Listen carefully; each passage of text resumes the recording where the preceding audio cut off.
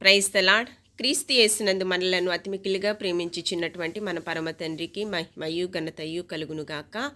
ఆమీన్.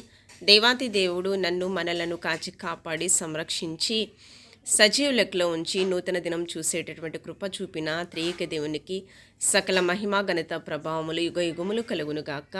ఆమీన్. పరలోకమునకు చేర్చేటటువంటి సజీవ వాక్కులు మనం ధ్యానం చేద్దాము. 19వ సంకీర్తన 7వ వచనం నుంచి.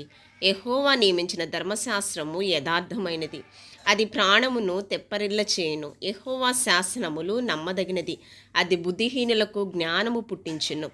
యెహోవా ఉపదేశములు నిర్దోషమైనవి, అవి హృదయములను సంతోషపరచును. యెహోవా ఏర్పరిచిన ధర్మము నిర్మలమైనది, అది కన్నులకు వెలుగునిచ్చును. యెహోవా యందైన భయము పవిత్రమైనది, అది నిత్యము నిలుచును. యెహోవా న్యాయ విధులు సత్యమైనవి, అవి కేవలము న్యాయమైనవి. అవి బంగారు కంటెను విస్తారమైన మేలిమి బంగారు కంటెను కోరదగినవి. తేనె కంటెను జింటె తేనె దారల కంటెను మధురమైనవి. వారి వలన నీ సేవకుడు హెచ్చరిక నొందుదును. వాటిని గైకొనుట వలన గొప్ప లాభము కలుగును. తన పొరపాటులు కనుగొనవాడెవడు?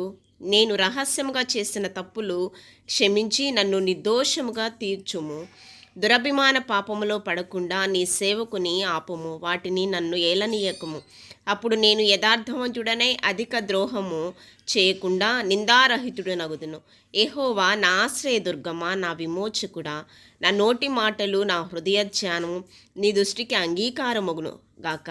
ఆమేన్.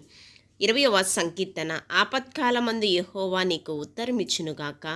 యెహోవా దేవుని నామము నిన్ను ఉద్ధరించునుగాక. పరిశుద్ధ స్థలములో నుండి ఆయన నీకు సహాయం చేయునుగాక. సియోనులో నుండి నిన్ను ఆదుకొనుగాక. ఆయన నీ నైవేద్యములన్నిటినీ జ్ఞాపకం చేసుకొనుగాక. నీ దహన బలులు అంగీకరించునుగాక. నీ కోరికను సిద్ధింపచేసి నీ ఆలోచన యావత్తు సఫలపరచునుగాక. యెహోవా నీ రక్షణ బట్టి మేము జయోత్సాహం చేయుచున్నాము. మా దేవుని నామమును బట్టి మా ధ్వజము ఎత్తుచున్నాము.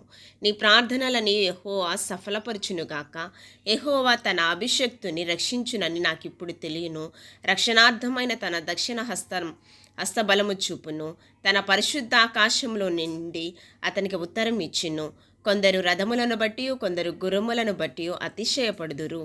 వారు కృంగి నేల మీద పడి ఉన్నారు. మనము లేచి చక్కగా నిలిచియున్నాము. మేము గుర్రము పెట్టినప్పుడు రాజు మాకు ఉత్తరం ఇచ్చునుగాక. ఆమేన్.